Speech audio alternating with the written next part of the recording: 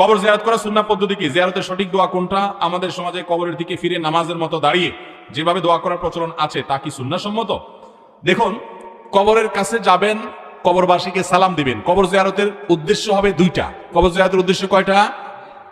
এক নম্বর উদ্দেশ্য হলো কবরে যাবেন যাতে আপনার আখিরাতের কথা স্মরণ হয়, যে আমাকে এখানে আসতে হবে, সোজা হয়ে যায়, সময় থাকতে আমি তওবা করে ফিরে আসি। নবী সাল্লাল্লাহু আলাইহি ওয়াসাল্লাম বলেছেন, জুরুল কুবুর ফাইন্নাহা তুযাক্কিরুকুমুল আখিরা ফাজুরুহাল আন ফাইন্নাহা তুযাক্কিরুকুমুল আখিরা। তোমরা কবর জিয়ারত করো, কারণ কবর তোমাদেরকে আখিরাতের কথা স্মরণ করে দিবে। এইজন্য আমি যাব কবর জিয়ারত করতে। নাম্বার 2, কবর জিয়ারত করে এইজন্য যাব যে ওখানে গেলে মুর্দা আছেন, তাকে সালাম পেশ করব, তার জন্য শান্তির দোয়া করব। অর্থাৎ মুর্দার জন্য দোয়া করতে যাব আর নিজে আখিরাতের কথা স্মরণ করতে যাব, বাস কাম দুইটা। এই জন্য আপনি কবরস্থানে যেয়ে সালাম পেশ করবেন, শিক্ষা গ্রহণ করে মনে মনে চলে আসবেন। এটাই হলো কবর জিয়ারতের আমল।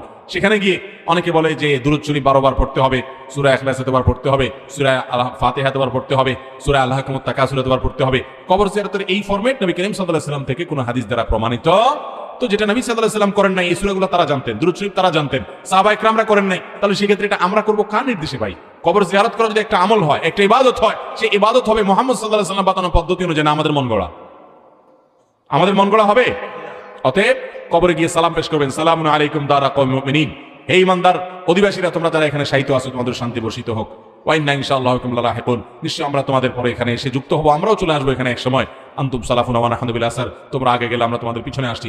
এই দোয়াটা বিভিন্ন ভাবে আসছে, বিভিন্ন হাদিসে, যে কোনো ভাবে হাদিসে যতভাবে আসছে যে কোনোটা পড়লেই হবে। এমনকি আসসালামু আলাইকুম ইয়া আহলাল কুবুর, হে কবরবাসী, তোমাদের প্রতি শান্তি বর্ষিত হোক, এটুকু আদায় করলেও সালাম দেওয়া হবে। এটাও বিভিন্ন রিওয়ায়াতে আসছে। যার কারণে যে কোনো ভাবে বর্ণিত সালামের যে ফরম্যাট আছে, আপনি ফরম্যাটে সেখানে সালাম নিবেদন করবেন, এরপর চলে আসবেন।